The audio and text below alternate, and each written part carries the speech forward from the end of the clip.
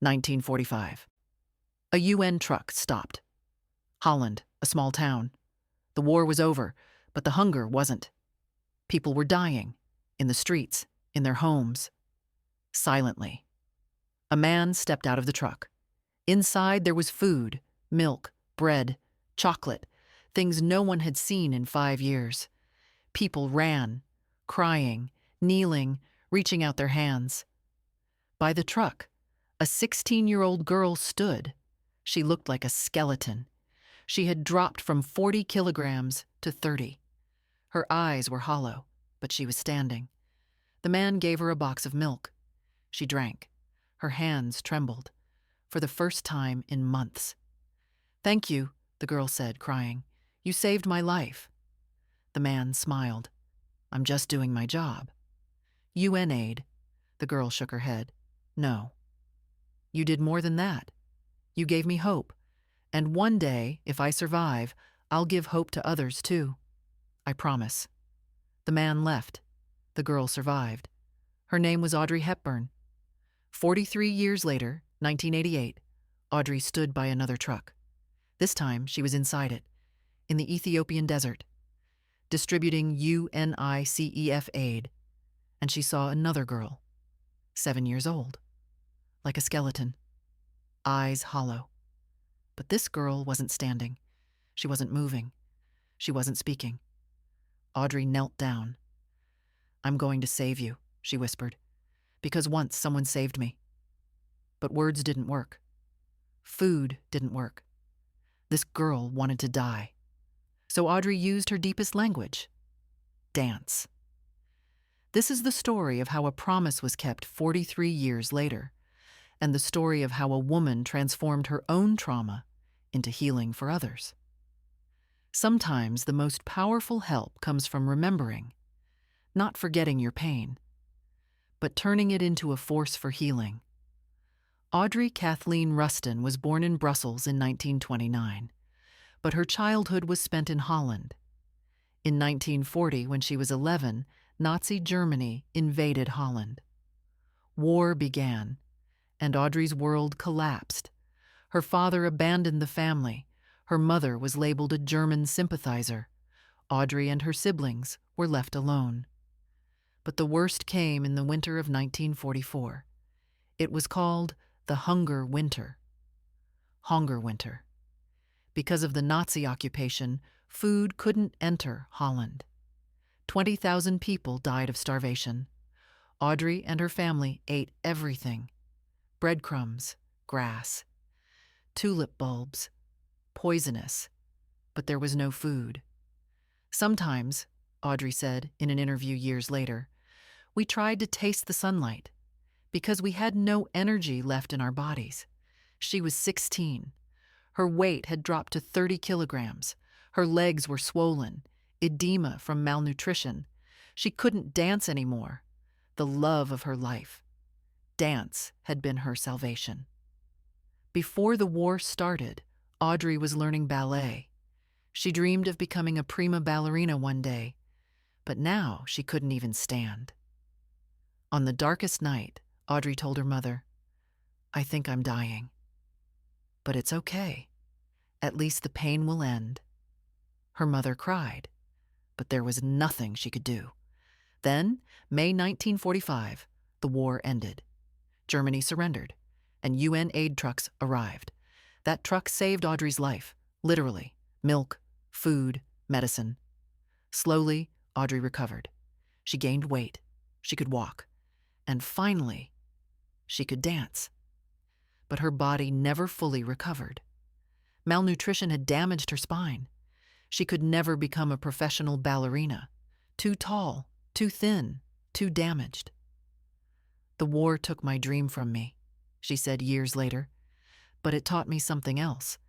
Survival is a gift, and gifts are meant to be shared." Audrey turned to acting. She took roles in films. In 1953, she became famous with Roman Holiday. She won an Oscar. The world saw her as a princess, elegant, beautiful, perfect. But Audrey saw herself differently: a survivor, someone in debt, to that UN truck, to that box of milk, to that hope, and that promise. One day I'll give hope to others too. She never forgot. 1988, Audrey Hepburn was 59 years old. Her Hollywood career was over. She had retired. She was living a quiet life in Switzerland. But one day she received a phone call from UNICEF. Miss Hepburn, we would like to invite you to become our Goodwill Ambassador, to help children suffering from hunger, disease, and war. Audrey hesitated. It had been 43 years since that UN truck arrived, but she remembered every detail. Yes, she said, I accept. Her family was worried. Audrey, you're 59. Your health isn't good. These trips are dangerous. Why now? Audrey smiled. Because 43 years ago, I made a promise. And I owe a debt. Her first mission, Ethiopia. In 1988, Ethiopia was in horror. Civil war, drought, famine. Millions were dying. The UNICEF team warned Audrey, what you're going to see will be terrible. Dead children, starving families. You must be prepared. Audrey nodded.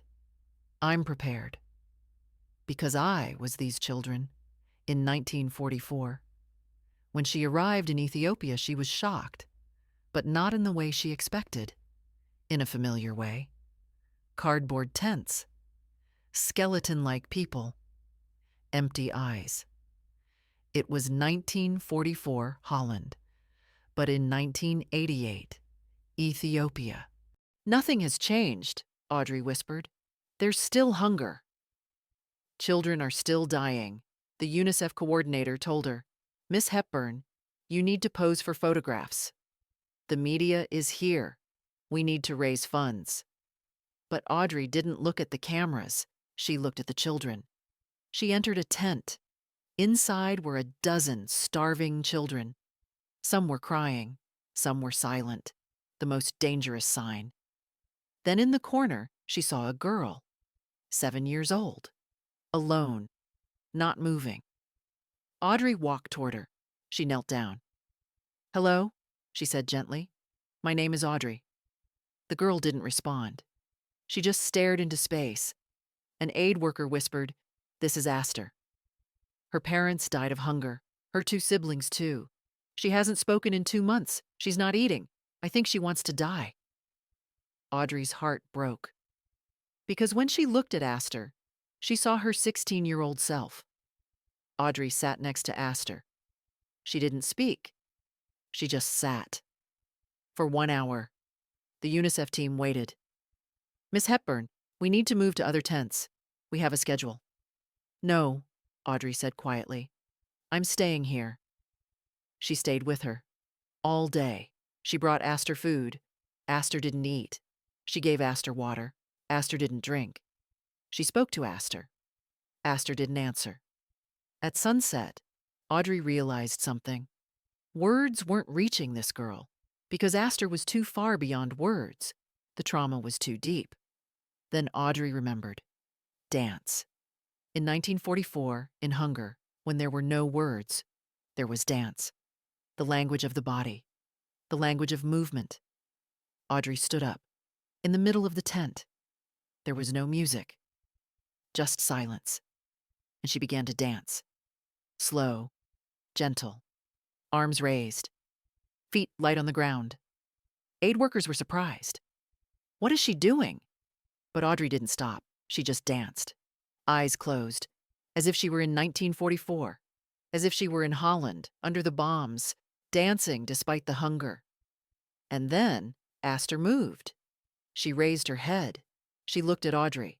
And for the first time in 2 months, she smiled. A small smile. Almost invisible. But it was there. Audrey stopped. She knelt down. She took Aster's hand. Can you dance? Audrey asked. Aster didn't answer, but she stood up. For the first time in 2 months, Audrey held her hand, and together, slowly, they danced. 2 steps, 3 steps. Then Aster's legs trembled. She fell. Audrey caught her, held her. And Aster cried. For the first time in 2 months, tears came, sobs, all the trauma pouring out. Audrey cried too, because she knew. She knew what this crying meant. Feeling returning, life returning. You're strong, Audrey whispered in Aster's ear, just like me. We survived, and we're still here. That night Aster ate. Not much, but she ate. And the next day she spoke. One word. Dance. Audrey smiled. Yes, baby. Dance. Audrey stayed in Ethiopia for 3 weeks, much longer than scheduled. Every day she visited Aster. They danced together. They talked together. They healed together. The UNICEF team was surprised. Miss Hepburn, media attention is fading. You need to go to other countries. But Audrey didn't care. This girl is my priority. Through UNICEF, Audrey contacted an Italian family. They wanted to adopt Aster. But, Audrey said, I have one request. Give her dance lessons. Dance is her salvation. The family agreed. 3 weeks later, Audrey said goodbye to Aster. At the airport. Aster cried. Will I see you again? Aster asked. Audrey knelt down. She removed a silver bracelet from her wrist, inherited from her mother, very precious. Take this, Audrey said, and whenever you look at it, remember you are strong. You survived, and never forget to dance. She put the bracelet on Aster's wrist. Something was engraved on it. Dance always. AH? Yes, Aster said, smiling. I will see you again. I promise. Audrey went to Italy. UNICEF tours continued. But she never forgot Aster. Every month she wrote letters, sent photos, called on the phone. Aster grew up in Italy. She took dance lessons. She went to school. She was happy. But in 1992, Audrey became ill. Cancer. Fast spreading. Aggressive. Doctors said 6 months, maybe less. Audrey accepted it. I had 63 years, a good life. I made a promise and I kept it. January 1993, Audrey died. In Switzerland. Peacefully. Her funeral wasn't at Westminster Abbey, a simple ceremony in Switzerland. But hundreds of people came. Hollywood stars, UNICEF officials, fans, and in the front row sat a 12-year-old black girl from Ethiopia with her Italian family. On her arm, a silver bracelet gleamed. After the funeral, journalists saw Aster. Who are you? One asked. Aster was silent. Then her Italian mother spoke. This is Aster. Audrey saved her in 1988 in Ethiopia. Through dance, journalists were shocked. Through dance, Aster nodded. I wasn't speaking. I wasn't eating. I wanted to die. But Audrey danced, and she showed me that life could still be beautiful. The story spread around the world. Audrey Hepburn wasn't just a star. She was a lifesaver. UNICEF archives were opened. Photos were found. Audrey and Aster in the tent, dancing. They had never been published. Audrey hadn't wanted it. This isn't my PR. This is her healing. But now the world needed to see. Aster grew up. She loved ballet but didn't become a professional. Instead, she studied psychology. She became a trauma specialist, specifically dance therapy, for children who are trauma survivors. In 2010, Aster returned to Ethiopia. She opened her own clinic. Audrey's House, free dance therapy for children who are victims of war and hunger. Audrey didn't teach me to dance, says Aster today at 43. She taught me to feel, to express trauma through my body instead of speaking it. And that saved me. Today, Audrey's House operates in 20 countries. Thousands of children receive dance therapy. Syrian refugees, Ukrainian war victims, earthquake survivors. In every clinic, a picture hangs on the wall. Audrey and Aster in 1988, in the Ethiopian desert, dancing. Below it, a plaque. When words aren't enough, the body speaks. Dedicated to Audrey Hepburn, who danced, who healed, who remembered. 2024, Italy. Aster's home. The bracelet still hangs on the wall. Dance, always. Aster tells her grandchildren the story. Your grandmother once wanted to die.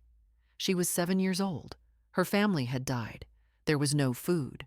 There was no hope. What happened? Asks the youngest grandchild. A woman came, a famous woman, but not because she was famous, because she had a good heart. What did she do? She danced.